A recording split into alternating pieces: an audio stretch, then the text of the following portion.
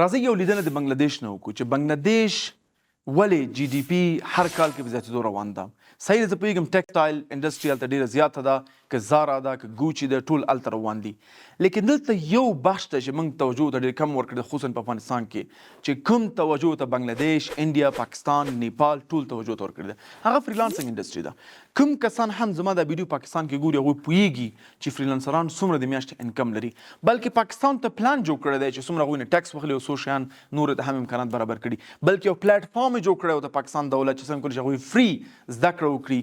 نور کورسونه جوړ شوي لکه آزاد چای والا شو، نور شو چې فریلانسران ټرینډ کوي. لیکن پوښتنه زما دا ده چې ولې دا کار موږ په افغانستان کې نه کوو؟ ولې هغوی میلیون هاو فریلانسران لري؟ ولې چې کوم وګورو بنګلور میلیون هاو فرانسلانس لري، نیو ډلهي، ممبئی، ټول انډیا، نیپال، بنگلاديش، نور ملکونه زموږ چې کوم همسایګان دي، ازبکستان، تاجکستان، راشیا، لیکن منځ کې په ټول دایره کې یو افغانستان دی چې په شمار 10 فریلانسران نه لري. زه پوهېږم فریلانسنګ امتحان شوی دی، ټیسټ شوی دی، په دنیا کې 1 بلین فریلانسران دي او زیاترونه ملټي بلین ډالر انډسټري ده. زما پلان دا دی چې افغانستان کې فریلانسنګ عام کو، خلکو ته ټریننګونه ورکو، خلکو ته موږ امکانات برابر کړو. دلته پیسې نه راځي، کولی شي چې ولرنا سره خبرې وکړي، ستا پیسې ولرنا اکاونټ ته یا په دوبۍ کې یا په یو کې راشي او موږ درته افغانستان کې درکو. لیکن هدف دا دی چې افغانستان کې په داخل کې وظیفې کمې دي، پیسې کمې دي، امکانات کم دي، نو ولې ته باید د افغانستان نه یو بل ځای ته ونه ګوري او هلته یو ښه حلال او ښه پیسې ونه ګټي؟ دې کې مشکل څه شی دی؟ زه خو پکې څه مشکل نه ګورم.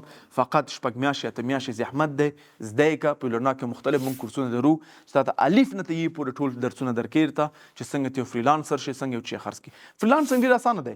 هر هغه کار ته چې فزیکي خرڅولی شي، یعنی فزیکي ځای کار کولی شي، هغه کار آنلاین هم وکړه او یو ښه پیسې وګټه. کله چې افغانستان ته یو $200 معاش واخلي، 300 واخلي، لیکن هماغه ته بیرون د افغانستان نه آنلاین 3000 اخیستی شي.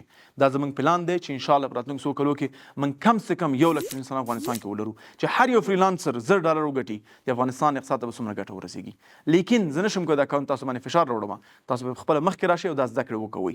کولی شئ ولرنا کې آنلاین راشئ، یوټیوب ته لاړ شئ زده کړئ، نور پلیټفارم ته لاړ شئ زده کړئ، یا ولرنا فزیکي سنټر ته راشئ. لیکن هدف دا چې زده کړئ چې دغه ټارګټ موږ لاسته راوړو چې 1 لک فریلانسران به په راتلونکو څو کلو کې موږ په افغانستان کې ولرو انشاءالله.